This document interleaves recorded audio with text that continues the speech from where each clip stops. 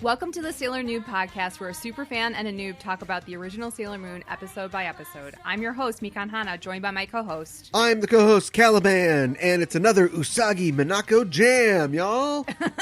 That's right. And we're a couple of magical people ready to moon prison power make up this episode.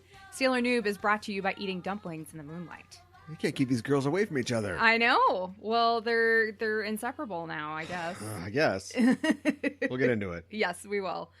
Today we are talking about episode number 42. Sana Venusu no Kako, Minako no Hiren in Japanese. Sailor Venus's Past, Minako's Tragic Love, the English translation, and no English title, as it was not included in the Deke dub. Yeah, too hot for TV. Yeah, that's right. I thought, Yamayo, Yukio, no TVO. Yeah, I know, right? Would you like to give us an act breakdown, or do you want to talk about we talk? Well, we'll get into it when the episode unfolds, if you will. But I was thinking about something that I might have mentioned on the show previously, and it will definitely be a part of this episode, and who knows, maybe future episodes. I don't know. Mm-hmm. But it's the death of the secret identity for the American superhero. Oh, yeah. It just doesn't... I can't think of the last superhero movie I saw, or even superhero comic that I read, where it mattered in any way if anybody knew that the hero was, mild-mannered so-and-so. Right. And I wonder what signaled that shift. Was it celebrity culture? I don't want to blame everything on Instagram, but now that everybody wants to... Because, so... Case in point, and we've absorbed criticism about this before, but we have a podcast, we have a bunch of podcasts, we have a network, and I just grew up in a generation where I just don't think to immediately promote myself. Right. When something happens, I have a good BM or something, and I'm not insulting people who do. I'm saying that it is a flaw in me in the world that I want to join.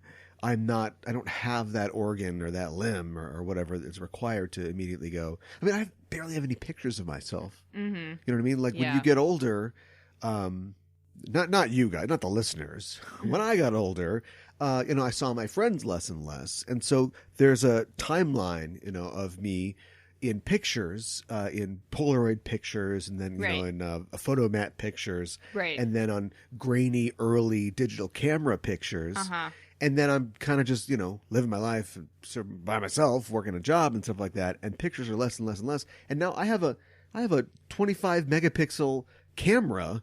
Yes. I have a camera that you could shoot a movie on in my pocket at all times. And I have no pictures of myself at all. Right. Because I just don't, think to do it. And younger people are growing up now, and they are harnessing the power of that. Uh-huh.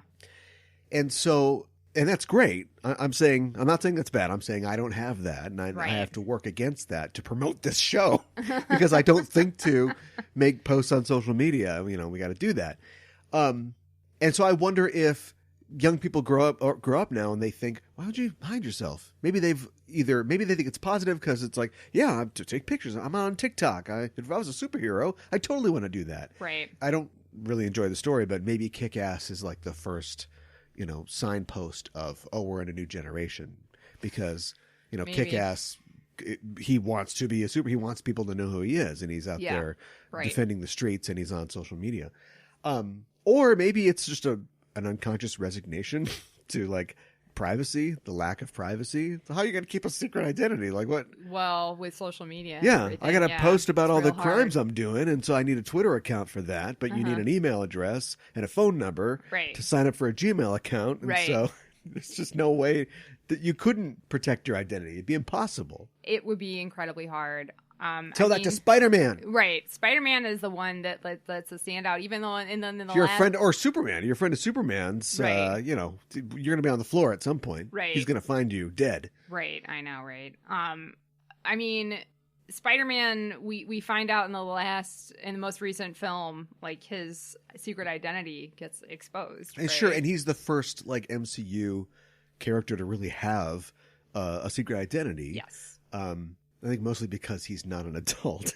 Right. He's a high schooler. Right. But and so yeah, who knows if they'll follow up on that plot point. Well, right, and even in but those it's films, a whole thing. Like and his aunt knows about it. Yeah, now. and it right. Yeah. Well, every film so far, there's been some reveal of his identity, and that's completely sublimated for the next film. So who knows? Spider-Man, where's my home? Google Home opens. Right. Yeah, and then people are like, "Hey, it's Batman." And he's like, "Yeah, man, he's a Tobey Maguire dance on the street." Yeah, right. We don't know. Right. But I just think that's interesting. And this is, made in the early 90s, and so it's locked in to that old paradigm of secret identity. Your secret identity is important, even though these girls, they just go to school, I guess, and then run around and kill monsters who won't ever share their secrets. Right. So it really shouldn't matter for them, but the show's steering hard into it, in this last part of this first season. Yes. And we're going to talk about that right now. But first, I need to do another what I think is going to happen in the future. Oh, yeah, you haven't done one of those in a while. And if I, get it wrong, then who cares? Because we're almost done anyway. Right. When Sailor Moon ended, they knew they were doing another one, or that's just not how it works? Before the end of the first season, they knew they were doing a second season. Whatever, but you got to wrap it up still. Right. So this is probably going to be pretty final. And a lot of, the characters are dead. And so I mean, the possibilities are... closing. They are collapsing into only a few. So that should make it easier, but somehow it never does. So I don't know. Real quick, we don't have a lot of time. It seems like the Great Ruler really likes Endymion a lot. Yes. Not necessarily romantically, I don't think, but I think she wants that bod. Again, not romantically, but I'm afraid that he's going to be possessed or be the new incarnation of the Great Ruler or something like that. It seems like there's a war or a conflict between the Earth Kingdom and the Moon Kingdom a long time ago? I don't know. Okay, sure. But something happened. And I know that there's a Dark Kingdom, but Endymion was the prince of the Earth Kingdom or something like that. Yes, so that's correct. We'll probably get a huge info dump from Artemis at some point, but so that's going to have to resolve somehow. Mm-hmm. I would say that somebody's going to die before it's all over, maybe one of our heroes, but we've already had somebody die and be brought back, so who knows how permanent death is. And the sailors are going to have to fight Endymion again, for sure, before restoring him for good, hopefully. Right. I mean, I know he's on future shows. It's not really kind of cheating. And the crystals will be involved somehow. How? I don't know. Right. Kind of vague. Right. Outlook cloudy. Right. Those are the only tokens we have left on the board. No, you're absolutely right. Everything else has been played. They've got to interact somehow. Yeah, no, that's absolutely true. Yeah, okay. Sounds good. Do you want to give a breakdown? An equally vague breakdown? Yeah, right. Nothing you can really chart in terms of my predictions, but what do you want from me? It's chaos. We open over Dystopia late at night. And we move down into Game Center Crown, where Ami, Makoto, and Rei are scanning the city with one of the video game machines. They can do that? Presumably it's the one that Luna had used, the Sailor V game. Yes. So it's got multifunction. They are searching for locations which could be like portals or entryways to the Dark Kingdom. Yes. They reason that all these monsters must be coming from somewhere. Uh-huh. Pause. Yeah. First thing. Yeah. Does it seem like we missed an episode or two? This episode just, bam, opens up and there's some new stuff going on. Yeah, it's like a medias res, right? Yeah, but it's not even, I mean, it's picking up in like the second act of a longer story. Like we learned that we can do this thing with the video game machines and the girls are all working independently. And I didn't know that they had this theory. I didn't either. This is new information. Or that they could use the Sailor V game like this. I kind of think I have my own theory about the Sailor V game. I think it, like the Black Crystal I think like the Black Crystal for the Dark Kingdom, it does whatever they need it to do in the moment. So they zoe up some locations on the video game. Right, exactly. Oh, what can you tell me, video game? Like, why, maybe this is a capability that Ami has like on her computer visor or something. Why does it have to I don't know why they didn't just use that. Because they needed a bigger picture or something like that, so everybody could be crowded around and see the sunspots or what have you. I don't know. Don't get ahead of us. Okay, sorry. Also, I guess they don't watch the show, but don't the monsters just like appear and disappear? Like, I didn't know this was Pacific Rim. Like, they're coming out of a... point. So, but if the girls want to take the fight to the Dark Kingdom, I guess they have to find a way in, because they can't just appear and disappear. Right, but this is all new information, so... Luna and Usagi finally arrive at the arcade, and they were checking dumpling shops, I guess, for an entrance to the Dark Kingdom. Who volunteered for that? And guess who liked that? Yeah. Usagi did. Princess training, going great. Yeah. Usagi is tired and hungry, even though she ate 3 plates of dumplings and 2 bowls of anmitsu jelly. Yes. Which I'm sure we'll be told about later. Yes, we will. Artie and Minako show up, and they were checking the bathhouses. And apparently they have to patronize all the places they're searching. So Minako is squeaky clean, presumably. Right. Because she comes in with a bucket with like a towel and some shampoo in it. So it's like... Yeah. So like, as we talked about like before when we talked about onsens, like they have stuff for you there, but you can bring your own stuff too. So she's got her own stuff. Yeah. Everybody decides to call it a night, but just then the Sailor V game shows them a vision of the sun and a huge amount of sunspots. Mm-hmm. And Artie says that this same pattern appeared on the sun eons ago when the Moon Kingdom was destroyed. Yeah, so that's a bad omen. I don't know if Artie is exaggerating, but an eon is 1 billion years in astronomical time. So, so how exactly being totally accurate or not? But yeah, maybe the Moon Kingdom is the cave Moon Kingdom. In the Dark Kingdom, the great ruler Metalia says from her pod, "When the sun is covered in spots, I will awaken from my eternal sleep." And Beryl says, when she awakens and we have the silver crystal, the world will be ours. Yes. And Kunzite says, "I'm working on that. I found someone who knows Sailor V's identity." Yes. I'm just going to play Kunzite as a big nerd now, like a big unreliable employee. He's got the worst ideas. Okay. Where this is just comedy at this point, right? But anyway, he says she's an Interpol officer in England. Yes. And if you don't know, Interpol, or the International Criminal Police Organization, is an organization that's based in France. It has 194 member countries, and it facilitates worldwide police cooperation and crime control. Mm-hmm. So, like, whenever you've got, like, Pierce Brosnan, he's an American national, but he's robbed museums all over Europe, so we've got Interpol on it. Right. Like border-crossing crime. Yes. Probably happens a lot in larger continents. Yeah. Yeah. He says, now this person, I've heard, is just like a big sister to Sailor V. Who's his informant? That's what I want to know. We'd never find out. Beryl says, "That's badass. Go after that." Just then, surprising everyone, a huge energy wave goes out from the Great Ruler's pod and envelops the pod that Endymion is sleeping in. And Metalia says, "This man has the same energy wavelength as me. We're both Pisces, so he will pass on my energy." And Endymion is making those, those like anime I'm hurt noises, like. Yeah, right. It's like 50% of the dialogue on Dragon Ball Z. In Usagi's bedroom, she starts awake as if from a bad dream, and Luna tells her that she's, she knows she's worried, but she has to take care of herself, has to eat and sleep to be healthy. Mm-hmm. Guess who likes that idea? Usagi's like, "Yeah, I guess I ate pretty well." And as she says it, like her hand comes up and she's got a dumpling in it. I know. Like, was she sleeping with that dumpling? That's what I want to know. Usagi goes out to look at the moon while she's eating her dumpling. Just then, Artemis jumps in through the window, smacks into Usagi, who starts choking on her dumpling. And this goes on through the whole scene. Usagi is asphyxiating on a dumpling. Yes. While Artie and Luna discuss that Minako has disappeared. Yes. Artie says that he got a call from a Katarina. No, excuse me. Minako got a call from a woman named Katarina. So maybe she knows something. Uh-huh. And finally, never one to be defeated by food, Usagi swallows her dumpling, and she says, "I'm okay." And Luna says, "Baka."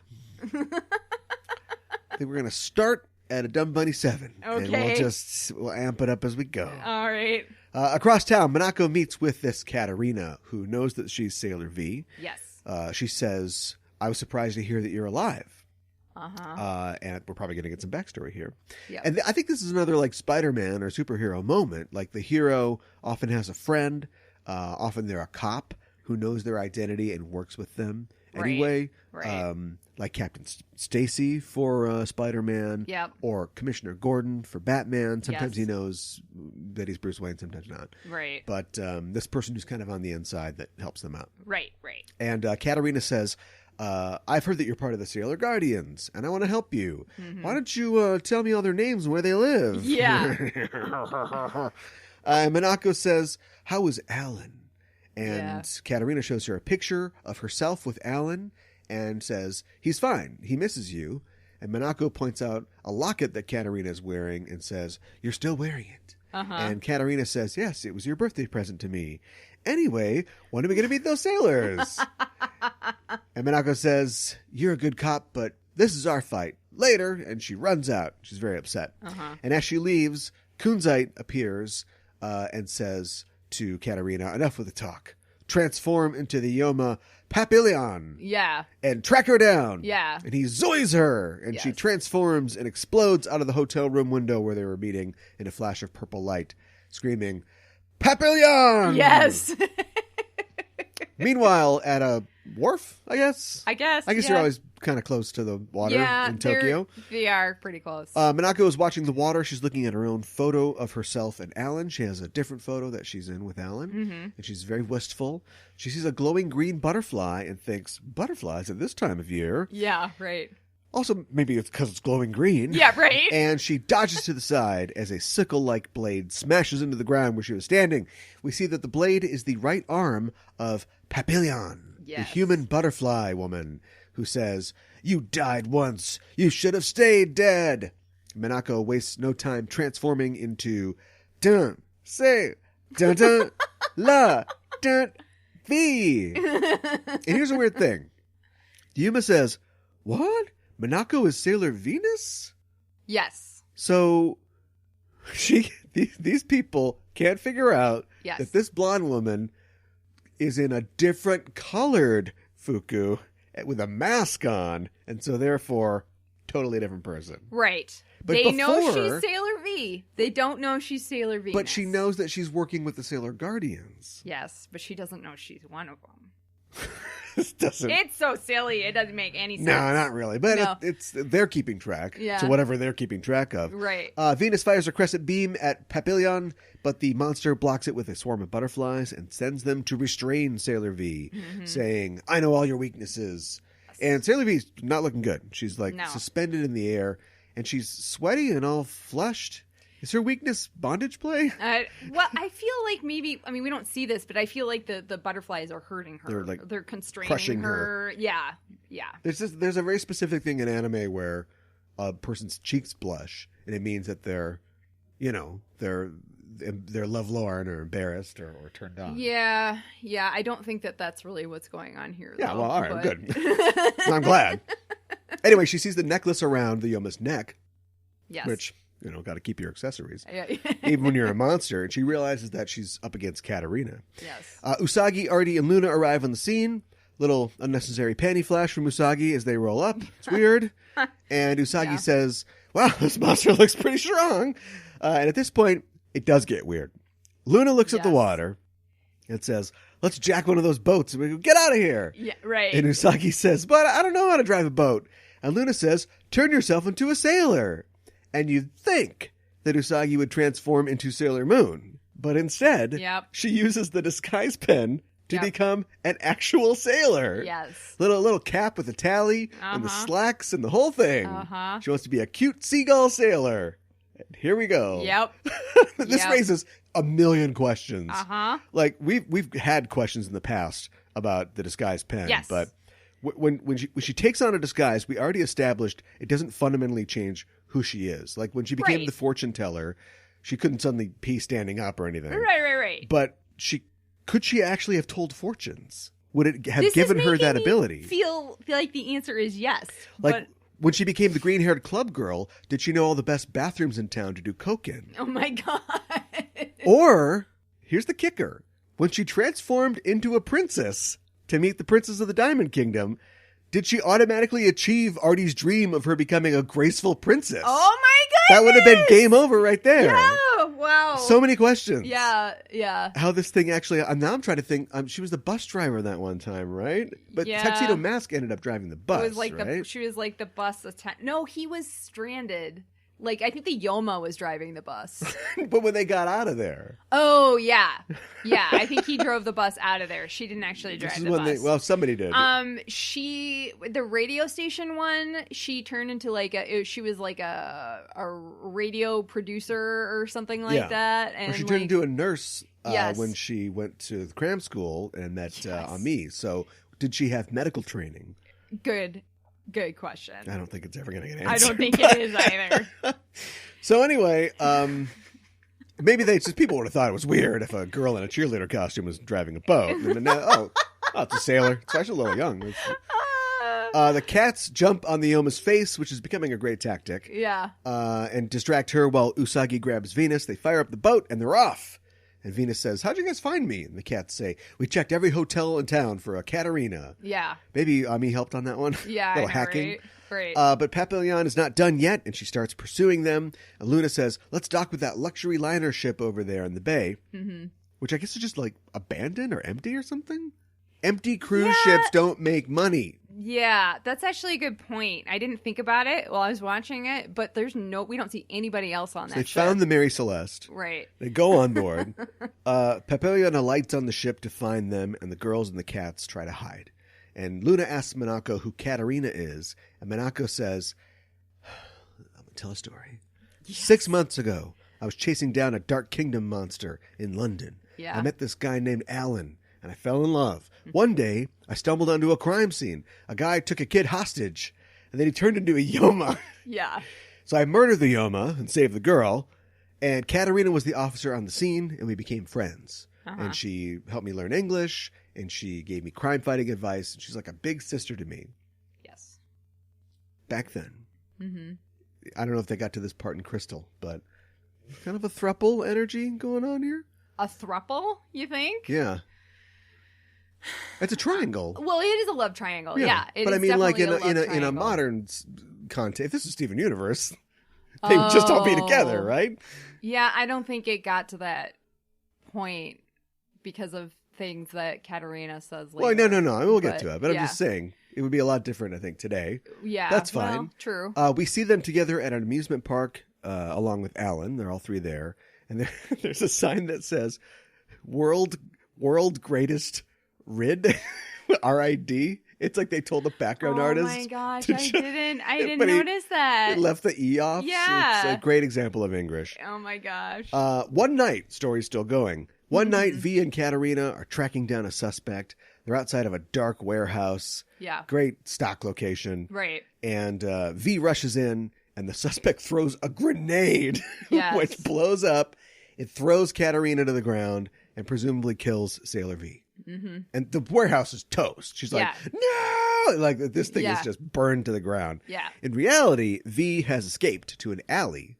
But looking out of the alley, she sees Alan comforting Katarina, and something snaps. Mm-hmm. And she realizes what's going on. And it turns out that maybe Minako's love of Alan was more one-sided than she thought. Yeah. Right. So she does something really mature. She just ghosts. She just disappears from their lives and goes back to Japan. Mm-hmm. This is the problem with making minor girls superheroes. They do not manage their feelings well, and they make bad decisions sometimes. Well, that's true. Yeah, not a great decision. Boys, too.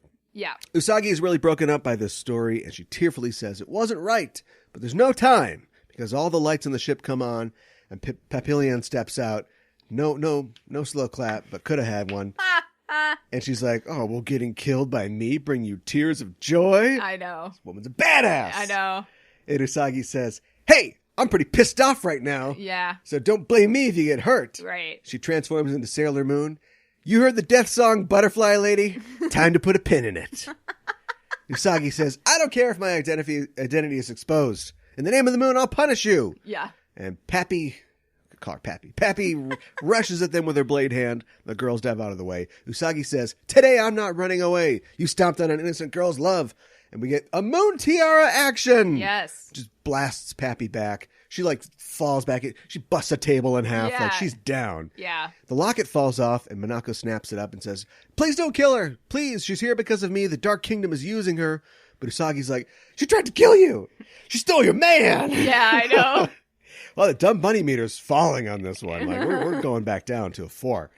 And Venus says, she's my friend. Please save her. And Usagi's like, all right, whatever. Moon healing escalation. We get a refresh. Katarina is back to normal, and she embraces Minako, and she says, I'm sorry for what happened. I didn't know how you felt. Forgive me. Right. And they make up. It's very touching. Yes. Little dusty where I was watching it. Yeah. Later, the girls are standing on the pier, and we see the cruise ship sailing into the sun. I have no idea still how the ship fits into any of this. Presumably, Katarina is on this ship heading back to the UK. Long trip. And Minako stands alone. And that's a good point. I don't know what it has any connection to. Well, I mean, like, I could see her sailing back to England, but they were on a ship also. So is it the same ship, or... Do you know what I mean? Well, and all the rest of the girls are like, there, too. Thanks for helping me, girls. Where's the steering wheel in this thing? She's going to be just taking home. Transform me into a sailor make with me your a sailor so I can pen. get out of here.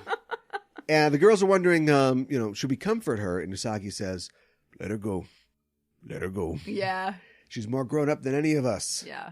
And Minako thinks, this is the way it should be. If they're happy, then that's all that matters. And she lets her photograph be taken by the wind. Yes. And there's an orchestral version of Heart Moving playing over this, the original closing theme. Yeah. It's a really great moment. It is. It's only slightly marred by the appearance of Minako's butt cheek when her skirt blows up by the wind. Unnecessary. The animators are really going through something in this episode between the panty flashes and the deep cleavage from Papillon. Yeah, there's really deep cleavage. And that's why I'm introducing the BNL meter for this episode. Uh-oh. It's a scale that measures the relative ecchi quality of an episode of television made for young girls. Uh-oh. Inspired by the Canadian rock band, the Bare Naked Ladies, the meter goes from It's All Been Done to Boom Anime Babes. And this episode spikes the needle with a Boom Anime Babes reading in our inaugural segment. Oh my gosh. Congratulations, episode that Deke took one look at and was like, no way. No way. We're going to have the Bare Naked Ladies in a tizzy if we air this. So we're not going to air this. That's fantastic. I love that. Yeah. I mean... It's sad that we have to have that, but I very creative name for it. So big deal, right? Right. But at the same time, like, what are you doing? Young kids, young girls, and there's a convention in anime of, all right, it's I can't think of a great example right now. I don't know, Bubblegum Crisis or something like that. So it's like, oh, we're gonna see. They know that young boys and older boys are watching it, and it's a bunch of ladies piloting mechs or something like that, and they're giving you what you want. It's called fan service. Yeah, right. Not saying it's bad, but then there's other shows that are like, it's important to be honest and good and stand up for yourself, young girls. Right. And here's some panty shots. Like, I just don't. I don't get it. But then again, maybe it doesn't. To them, it's not a big thing. Yeah. Maybe they're just so used to animating, I was working on, Ranma 1/2. I came right over. My gosh. I came right over from Cutie Honey, and so this is just what we do. Ranma, that's just the nature of Ranma. There's so much nudity. I mean, like, but that's like suggested nudity, but it's like a sex farce. It's a comedy show, and it feels really weird to say this, and I'm going to hear a knock on the door any second, but it's a sex farce for teenagers. Yeah. Which again, fine. Yeah, it's a genre, right? But it's always, I don't know. I think we need the BNL meter. I think you're right. Yay, inaugural. Yeah. Welcome to the show. Maybe we'll hit a 1 week next week. Oh my goodness. Watch out for that.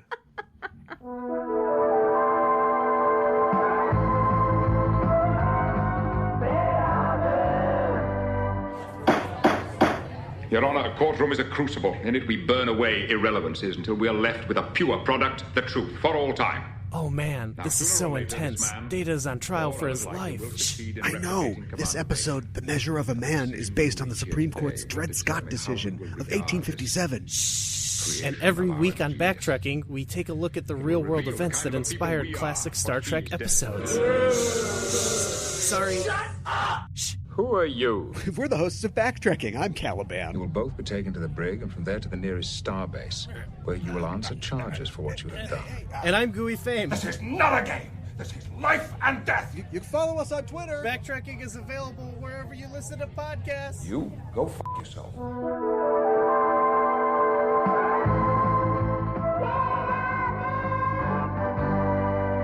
We're Kyoro and Miro, curiously looking around where we talk about elements of Japanese culture within the episode.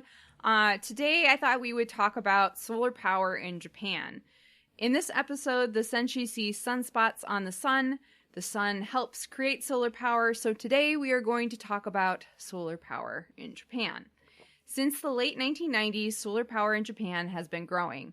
Japan is a major manufacturer of photovoltaics, or PV, and a big installer of domestic PV systems, most of which are grid connected. Since Japan's alteration in policies in regards to renewable energy in the aftermath of the Fukushima Daiichi nuclear disaster in 2011, solar power has become a national priority. And the way they're kind of like muggy California, right? I mean, they're in a similar situation where they're coastal and they're maritime, and so except for a couple months out of the year, it's sunny a lot, right? I would say relatively speaking, yeah. Yeah. It's relatively sunny. Yep, absolutely. So good. In 2013 and 2014, Japan was the world's second biggest market for solar PV growth, adding a record 6.97 gigawatts and 9.74 gigawatts of nameplate capacity, respectively.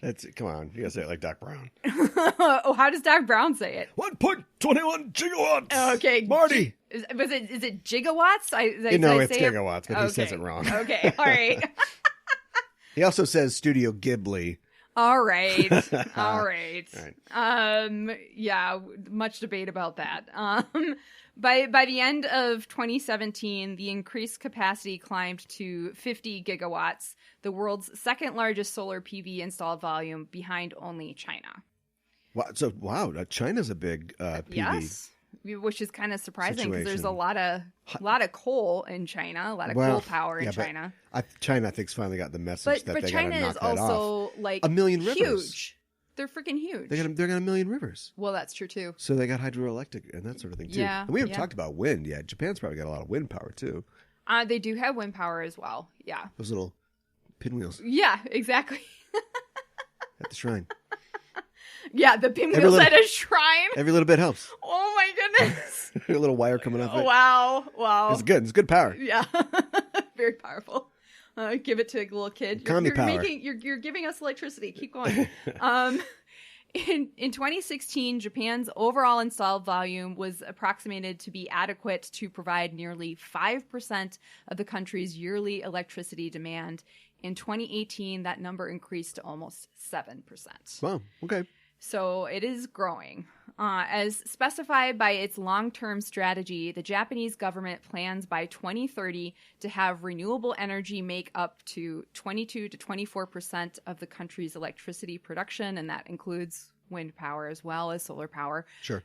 Nuclear power to be 20 to 22%, and fossil fuels to be 56%. Okay.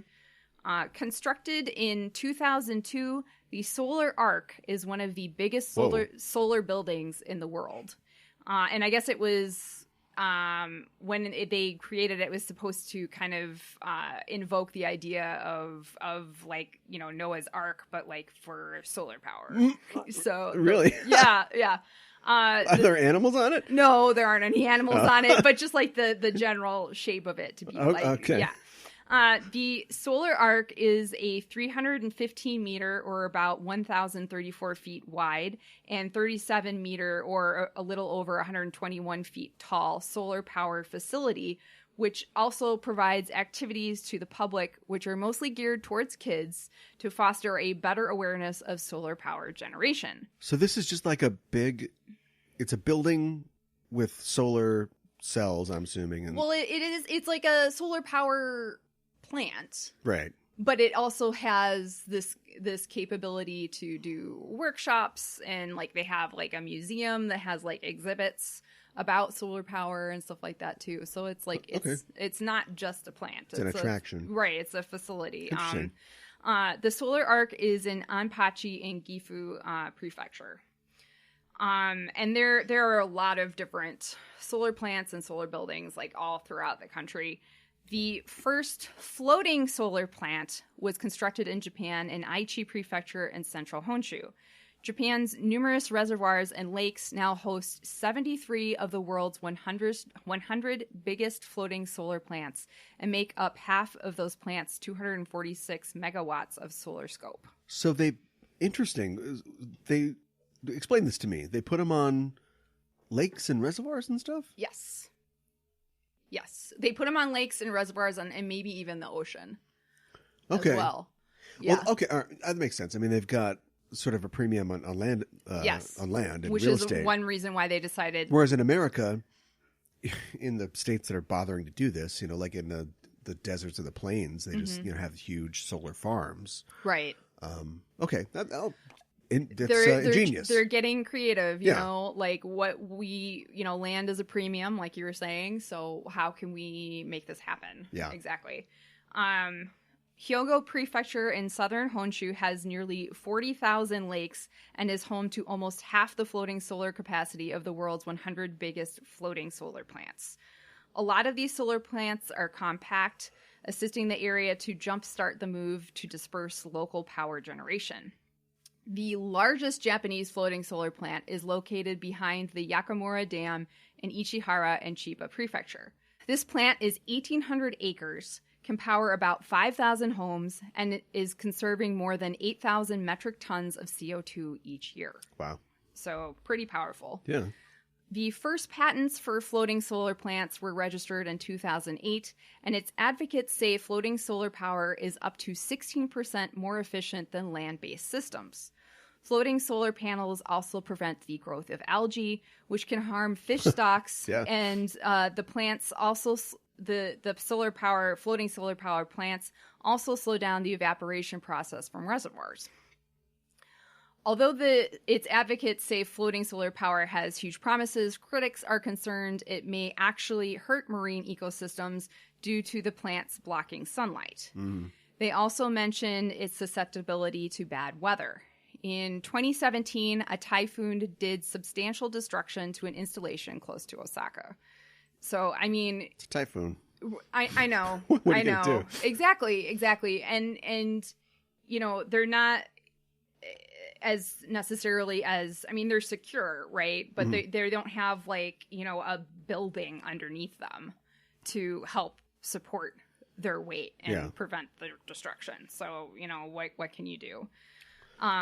So there is that, but that's like one instance, and I don't know how many possibilities. So, bankruptcies amidst solar power companies in Japan, which includes businesses involved in the sale or installation of solar energy systems, totaled 95 in 2018. Yearly bankruptcies in the solar power industry in Japan have gone up each year since 2013. In July 2012, the Japanese government instituted a feed-in tariff, or FIT for an acronym, making it mandatory for power businesses in Japan to buy all the renewable energy made accessible from solar and wind power. Okay.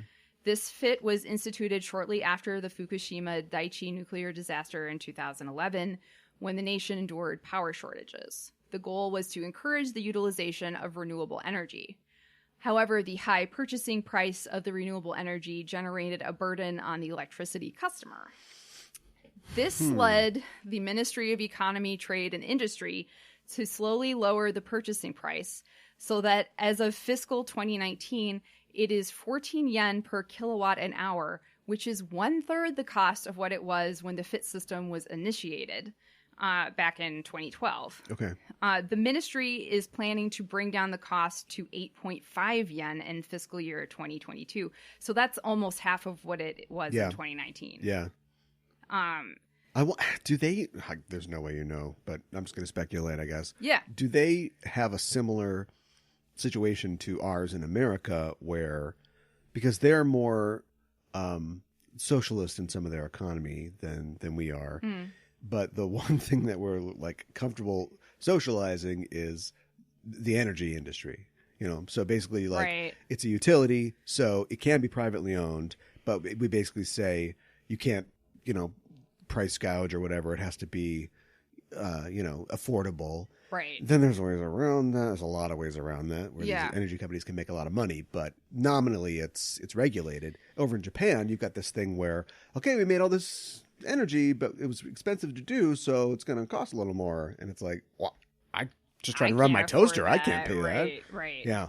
So, yeah, and the downside of that is that the people who are helping making sure that solar energy is available to be generated, they're going out of business. Because they're not getting a profit. So, so these shifts in the industry have led to a serious fall in profits for solar power businesses that have assumed that the purchasing cost for solar power would be high. I mean, obviously, I think one other thing that I came across too, and maybe you can just, get there from, you can insinuate this, but also due to the disaster, the Fukushima disaster in 2011, which, largely affected a nuclear power plant. Yeah. When that happened, Japan actually shut down pretty much all of their nuclear power plants in the country. Yeah, everybody loves nuclear power until something goes wrong. Well, and not a lot of them have started, they did tests and made sure they were safe and everything, and have resumed, productivity.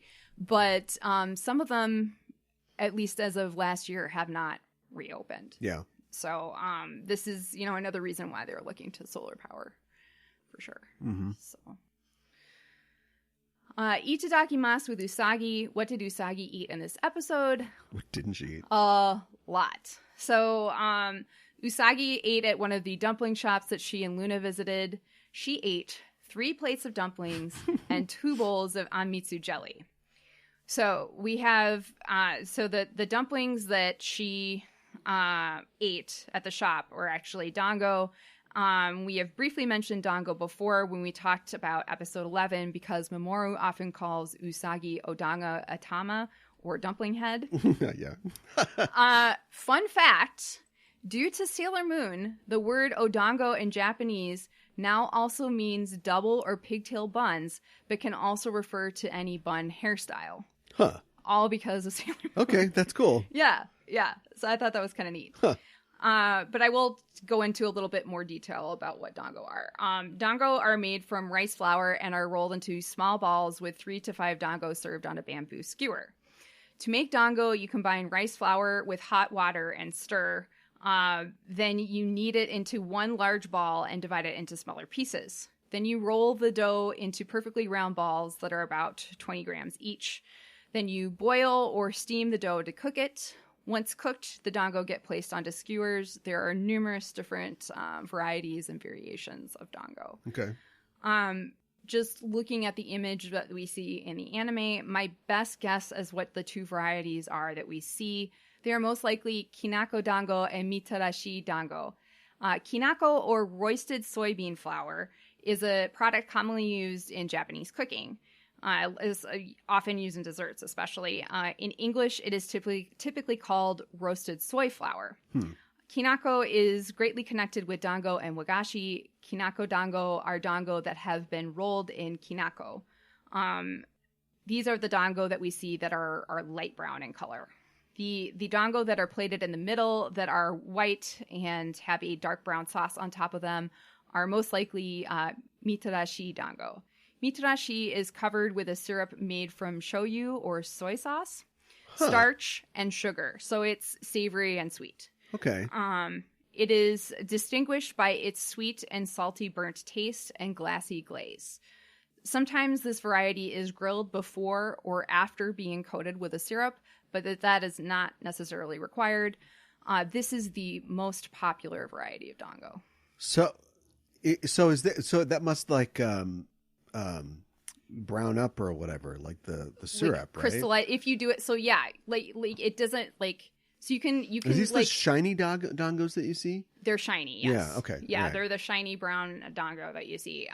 So if you put the syrup on and then roast it, it'll crystallize it a little bit. Right. But you can also roast the dango, then put the syrup on. So there's no hard and fast rule as to what you need to, the way you need to do it. It's your mouth. Right, exactly. And that adds kind of, a little bit more of a burnt flavor, but you can also just have the dango with the sauce over it. So sure. Mitarashi dango supposedly comes from the Kamo Mitarashi tea house in Kyoto. The dango was believed to be created as an offering for kami or Shinto gods, and the dango were named after the bubbles of the mitarashi, which is the purifying water provided at the entrance of a Shinto shrine for rinsing out one's mouth and washing one's hands to purify the body and mind prior to entering and worshiping at a shrine. Was it used before or after people wash their mouths out? What? What? Did they take the water before they pour it in the thing, or when they're emptying the thing out, they're like, all right, now give this to the dumpling guy? No, I mean... I'm going to assume before. It's like how they say, Vikings people think of Vikings as dirty, but they weren't. Like they put their hair up and they put bells in their hair and they were very fancy. Yeah. And they wore makeup. And, but the way they weren't like, antiseptic necessarily. And so when you wake up in a Viking camp, you get a bucket of water and you brush your teeth, you wash your hair, you blow your nose out, do all, and then you pass the bucket to the next person that wakes up. So you want to wake up early. That's disgusting. You want to wake up early in a Viking camp. Oh my God. No, thank you. Yeah. That's really gross. You never see that on The Last Kingdom. Right. I wonder how many people got sick because you're all Eric was sharing sick it together. And right. A couple weeks in, you're fine. Oh, gross. That's really Eric. gross. Good Viking name. Yeah, well, I was good pull. I was trying to pull, I am Eric, son of Eric. Yeah, right. So Usagi also, besides eating 3 plates of dango, also eats 2 bowls of anmitsu jelly. Anmitsu jelly is a wagashi made of small cubes of agar jelly, sometimes called agar jelly or kanten jelly, kanten jelly, which is a white translucent jelly made from red algae, which makes it acceptable for a vegan-vegetarian diet as an alternative for animal chemical-based gelatin. It's like seaweed? Yes. Yeah, it's a red algae. Yeah. How does it taste? Like anything? I don't think you flavor it. Right. I don't think that it has like gelatin. Yeah. Like plain gelatin. I don't think it has a really strong taste. They use agar in laboratories to coat the bottom of a petri dish to give a medium for the kind of bacteria that would come out of Eric the Viking's nose or whatever. Right. It kind of reminds me of there's a lot of gelatin food in the world, and it isn't. You might not have room for it because it isn't always just Jell-O. Sometimes it's real gross. Yeah. And I went to a German restaurant once. And had Sulze, which is it's aspic. Aspic is meat jelly. It's jelly from a meat stock, usually beef. Okay. And it was beef in this case, and so it's chunks of beef. Oh my God! In a jelly along with onions and carrots and other stuff, and it's cold, and they just cut a square of it, and boom, there you go. So it's cold meat jelly with chunks of meat and vegetables. Was it good? No. No. I was trying to keep an open mind. Not at all. It sounds disgusting to me. I don't want to different culture is a different culture, right? Keep an open mind, hey, try stuff. The Germans don't care what you think. Okay, fine. Fair. You're not going to hurt their feelings. I mean, we do weird stuff with Jell-O in the U.S. too, right? Yeah, but we also put whipped cream on it, which is awesome. Yeah, fair. Yeah. That is true. The agar is dissolved with water or sometimes a fruit juice like apple juice, and sugar is added to create the jelly. It is served in a bowl with anko, which is the on part of anmitsu, boiled and chilled endomame peas, shiratama dango, which is a kind of mochi that is soft and chewy, and various fruits such as mikan, which we talked about last week, peaches, cherries, and pineapple. Ice cream is also a common component of anmitsu, especially green tea. Anmitsu also comes with a small pot of sweet black syrup, or kuromitsu, which is the mitsu part of anmitsu, which you pour over the dessert before eating. Anmitsu is typically eaten with both a spoon and a fork. Huh. To get the juices. Right.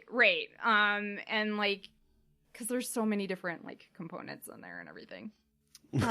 You need a fork, a spoon, a spork. Right. Usagi uses both hands. No. A straw, a bib. Yeah. I'd try. This sounds good. I actually read, so I found like a recipe online, and I'll get into it in a little bit, but it actually sounds like really easy to make. And I've heard that the homemade version is really good. So I think I want to give it try that. Yeah. Anmitsu originated in the Meiji period, which was 1868 to 1912. So it's been around for a while. To make agar jelly for the anmitsu, you boil water and agar powder together, whisking as they boil. Once it has boiled and the agar powder has dissolved, you add sugar and continue to cook the mixture for a couple of minutes. Then you remove the mixture from the stovetop and pour it in an 8x8 baking dish and put it in the refrigerator to set and cool for 20 minutes. Then you cut it into cubes. Need a fridge for this. Right. You need a fridge for this. Yeah, absolutely. Originated in the Meiji period. Yeah. That's a good point. Ice? Where are you going to get ice unless it's winter in Japan? That's also a good point. In the 13th century or whatever. I wonder how they did it. They didn't. You don't think that? I don't think you can make this until you have refrigeration. But it said it came out in this particular dish came out in the Meiji period. No, but Meiji is 19th century. Oh, I see. So by now you have an ice ship that probably shows up somewhere, and you have an ice guy. Mm-hmm. Who's your ice guy? Right. Paying too much for ice, and then you get electricity. Not solar powered, but probably in the late 19th century, early 20th, and you've got an icebox. Yeah. Well, and I guess it's a dish that is typically eaten in the summer, but you can eat it all year round. I mean, Usagi eats it and it's winter. So whatever. I know. Yeah. Then we stopped off at Baskin Robbins. I know. And it's not 31 flavors anymore. When Usagi wakes up from her nightmare, Luna, of course, tells her she has to take care of herself, and Usagi pulls out a big white dumpling from somewhere, as we talked about. We don't know where. And, says, I know I eat well, at least. Yeah. And then as she gets out of bed, we notice that she has a whole bowl full of large white dumplings in her hands. Yeah. And then she, of course, is looking at the moonlight as she eats the dumplings. It is unclear as to what the variety of dumplings that Usagi is eating during the scene.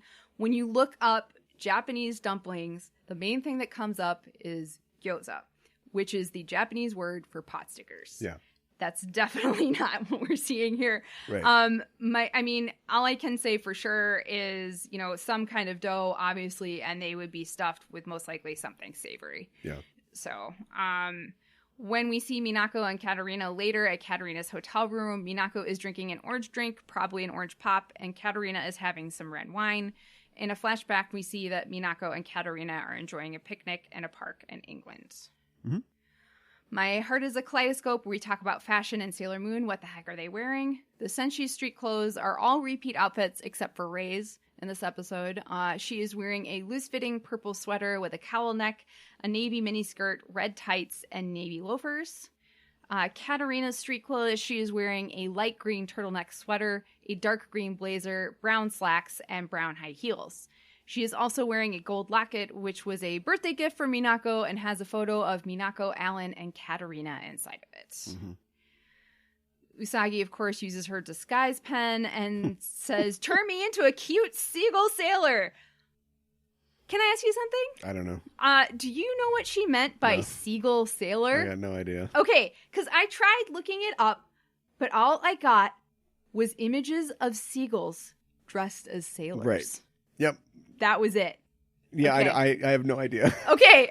I was like, am I missing something here? Yeah. Listeners, if you know, let us know. Yeah. At noob_sailor on Twitter. Yeah.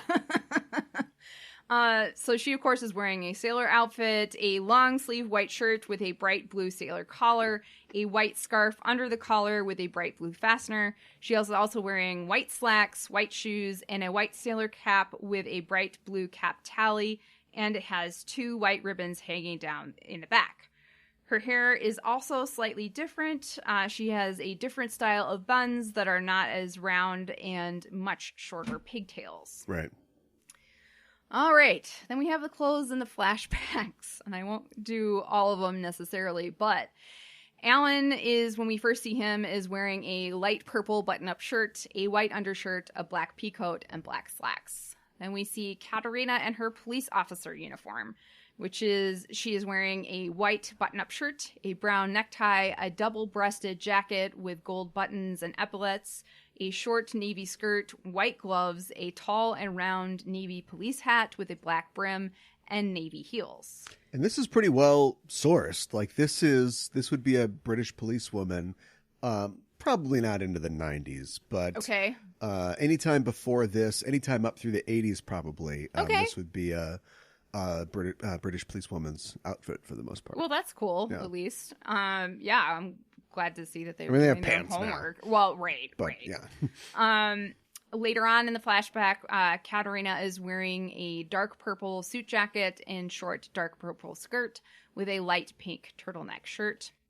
And Minako is wearing a white button-up shirt, a light pink sweater, light green short skirt, and a bright blue jacket. At the amusement park in the flashback, Minako is wearing a light purple button-up shirt with a black belt cinched at the waist, light brown shorts, a dark brown jacket that has a fake white fur collar and trim at the bottom, and white knee-high socks that have a single red stripe on them. Alan at the amusement park is wearing a dark green button-up shirt, an aqua undershirt, a light brown structured jacket, and blue jeans. Then they all went on World Greatest Red. Yes. Had a great time. They did go on a Ferris wheel. Did you notice that? I did. Yeah. I didn't want to say anything. Yeah, right? Because I feel like a crazy person after last episode, but now, yeah. But you gotta call it out when you see it, right? Well, I mean, you've got 3, potential lovers. Well, one of them is 14, but and they're all on this Ferris wheel together, and it's just like that is a setting of the tension of romance. Yeah, no, you're right. So, I mean, it works, but it does. I didn't want to say anything. Now we are at Villain Gauge, where we rate a baddie 1 to 5 dark stars, 5 being the most wicked. And in this episode, we have Katerina, who is Minako's friend, who she considers to be a big sister, who is turned into papillon. Am I saying that right? Yes. Okay. Her name is from the French word for butterfly, papillon. That's it. Yep. Nothing more really complex there. Yep. I mean, what are they going to scream, butterfly? No. Your Japanese voice actress is going to be out with a sprained tongue. No. Yeah, pretty much. Her appearance, she has light yellow skin, a bright green sleeveless unitard that almost looks like it's got like a furry texture, with bright purple 3D shapes on it, and there is a bright purple thorax, which is the bottom body part of a butterfly that sticks out from the back of the low-cut unitard. Yeah. She also has long bright green gloves, long bright green boots. Her left arm can change into a really sharp, jagged-looking scythe. She is also wearing the gold locket that Minako gave to Katerina, which is how Minako knows that she's Katerina. Mm-hmm. She has red hair that looks short in the front, but almost looks like a mullet in the back. She has antennae coming out of her face, large black insect eyes on the top of her head. Yeah, I didn't know if that was like a hat or if those were actually eyes. Those are eyes. Yeah. And by far the most disturbing, large golden butterfly wings with black and red accents protruding out of the side of her head where her ears should be. Bold and daring. Yeah. Every time she flapped her wings, she'd break her neck or rip her head off, probably. Yeah. That's not really where wings go. No. But as a stylization, it's fire. You think so? I think it's disturbing. I didn't really like it, to be honest. Besides her scythe arm, Papillon attacks Minako with her butterflies, which we talked about, that not only bind her, but lift her off the ground, and I think constrict her as well. So that's pretty horrifying. The safe word is... Oh. What's... Caterpillar? I don't know. Anmitsu. Anmitsu? Sure. She does have some pretty great lines. Like there's some, I mean, there's male Youma, there's female Youma. Yeah. Some of them, are more vicious than others, but she's pretty vicious. Yeah. If she'd gotten to go on for a little longer, then everybody would have been crying. Right. The cats would have been crying. I think you're right. She's just mean. She's very mean. Like, she says, like, you died once, you should have stayed dead. It won't do any good. I know your fighting style well. I know all your weaknesses. Now tell me the identities of the other guardians. Will getting killed by me bring you tears of joy? Then this place will be your grave. This will be your grave. So, yeah. Which is pretty great. Maybe her meanest one. I do like that we have a Youma who knew Minako previously, retains that she knew her before, but interacts with her in a complete opposite way than she did as a human. Yeah. She doesn't fight the fact that she is a Youma. She has accepted and embraced it. Yeah. I don't love the character design. I get that they were trying to do something a little different, so that's why they put her wings on the side of her head instead of her body. But I just think it's weird and I don't like it. So I'm going to give her 3 out of 5 stars. Well, that's not bad for supposedly not liking it. I'm going to go 4. Okay. I would have liked to have seen more. This is another one of those, just not enough time. There's just not enough time. I would have loved to seen more from her. And, it's part of the story that, again, it's another... Usagi Minako jam. Yep. But they do kind of actually, Usagi takes her down by herself. That's something that nobody pays attention to in this entire thing, that Usagi just wipes this girl out. Yeah. When she reduced Sailor V to nothing, in their first encounter. Yeah. And Usagi even goes, oh boy. Yeah, right. This one looks tough. Yeah. But she takes care of that no problem. So, but despite all that, interesting design and just a real bitch. I know, right? Okay. I'll give her 4. All right. Sounds good. Hold on a minute. Aren't you forgetting something? What am I forgetting? This is a double Youma day, baby. You forgot about the London Youma. I didn't think we should talk about We're going to. Okay. All right. So He looks like a goblin or a gargoyle with like green skin. He's got like pointy ears and fangs, red eyes. Yeah, he's got like a snake head. Yeah, and he has at least one horn on his head. You know what? What? He looks like the Green Goblin. A little bit. I don't know. I can't. Or the Jackal. He looks like the Jackal. Both Spider-Man villains. I can't get off this Sailor V as Spider-Man thing, but that's... Well, she was, That's kind of what he looks like. A little bit. He's got really pointy fingers. Well, he has his right hand is like an axe or a pointy little sickle, not even a sickle, which reminded me of Papillon. Yeah, I don't know. And he's like the same bright green as like her outfit. Yeah. Too. So like her hand weapon and his hand weapon are the same color and are very similar in design. I think in reality, laziness and a lack of time by the animators. Okay. Headcanon. Mm-hmm. There's something because where's this Youma? This is 6 months before. I don't know. I mean, Usagi might have just been, tracking down Chanela's at this point, right. in the series. But what's the deal like with him? And he dissolves when she shoots him. Sailor V just zaps him. Some of him gets on Katarina, and so later on, when Kunzite, Zoya's her, he's using some of that residual London Youma to create an even more Do you think Youma that maybe, if that is true, that maybe that residual is how Kunzite tracked her down? Like that Youma residual? Ooh, good addition to the headcanon. Yeah, maybe there was a little something in that top hat they found. Right. And defeated with a Sailor V kick. Yep. Is Sailor Moon kick? We've talked about this, right? Is Sailor Moon kick an emulation of her hero Sailor V kick? That's a really good question. I mean, I'm pretty sure that Sailor V kick appeared in Codename Sailor V before Sailor Moon. Sure. That's another question. Yeah. Is this a Sailor V tail? This is not in Codename Sailor V. Okay. So this does not appear in the manga. But I was just thinking, she doesn't go to England in the manga, but she does go, I think, to China at one point in the manga. Oh, okay. So she does leave Japan at one point. But yeah, I think, I don't know that we see Sailor Moon playing Sailor V and Sailor V kicks, and then Sailor she's V's like, got a gun in the game. Right. That's true.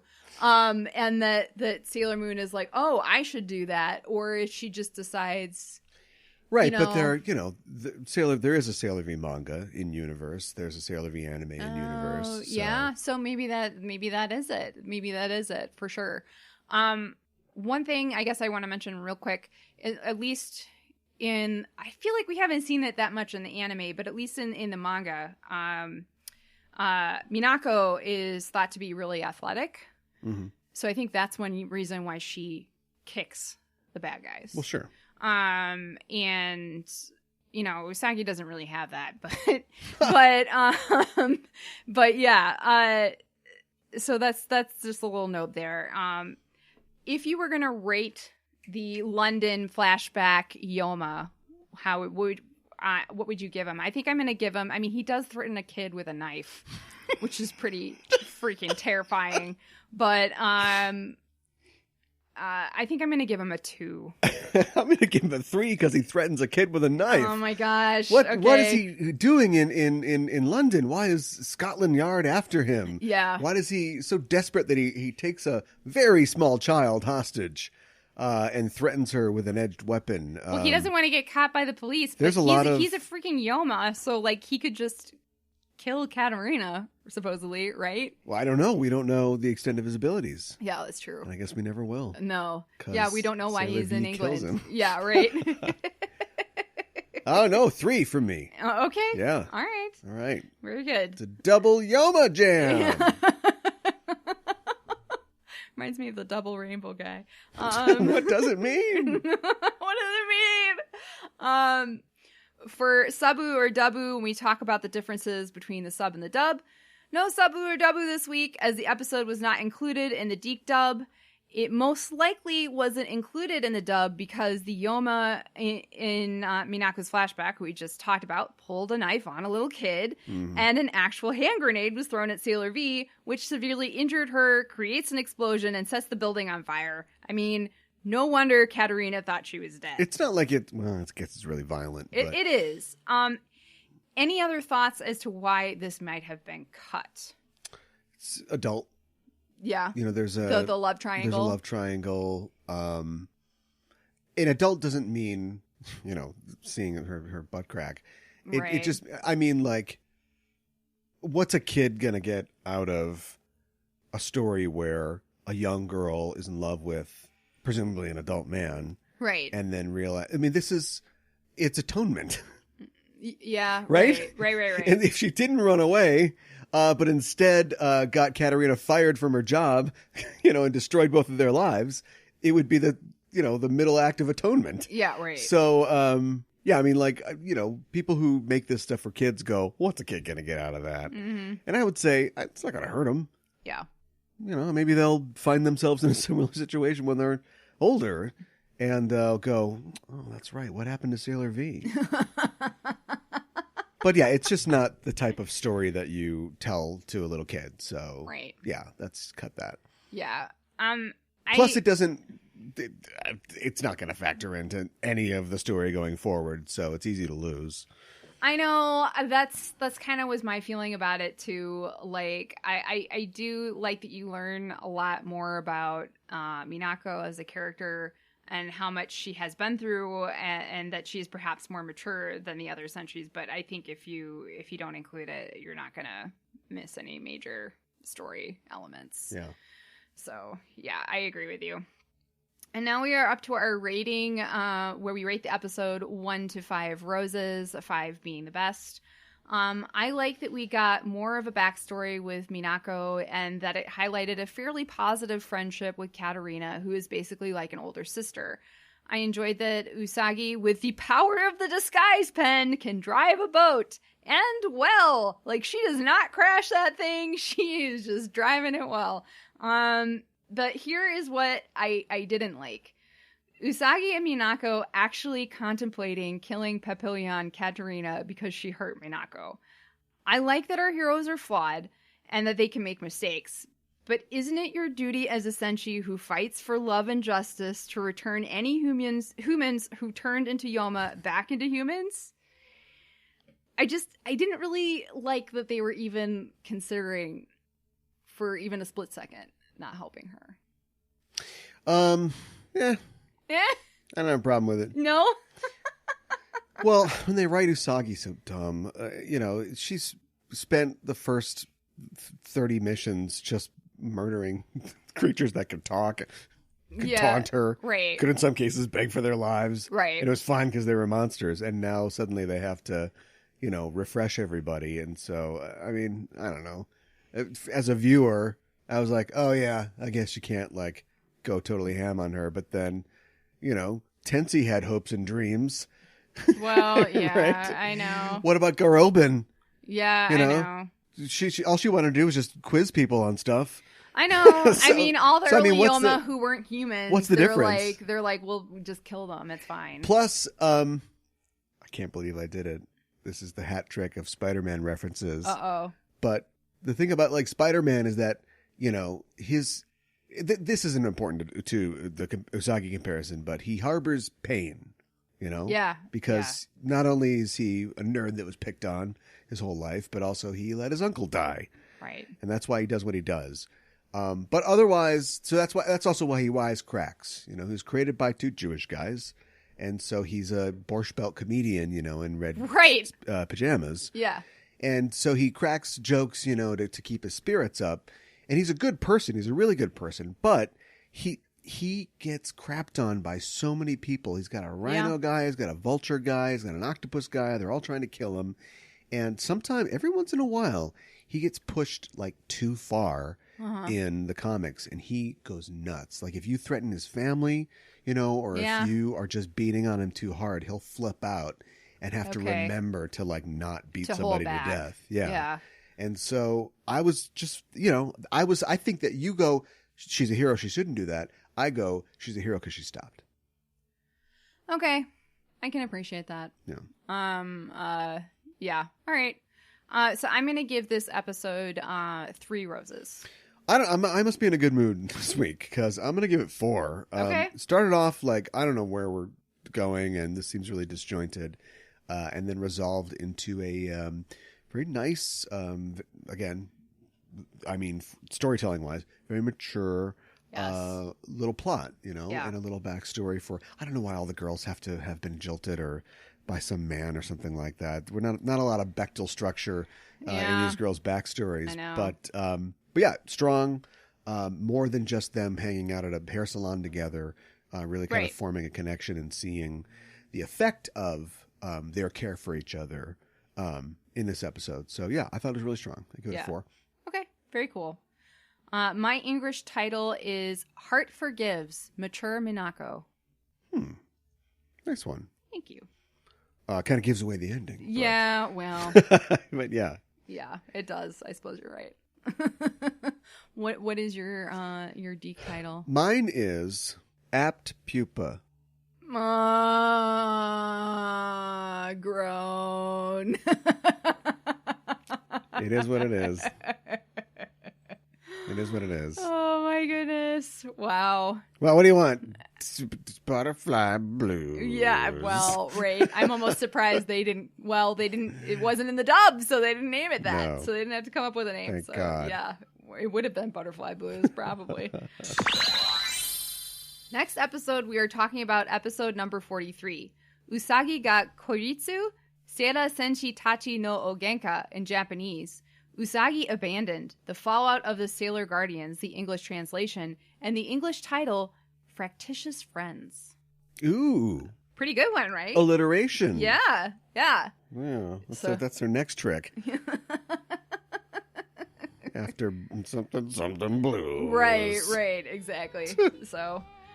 Well, that's our show for this week, and the Name of the Moon will be punishing you next week with another episode of Sailor News. Usagi Minako Jam!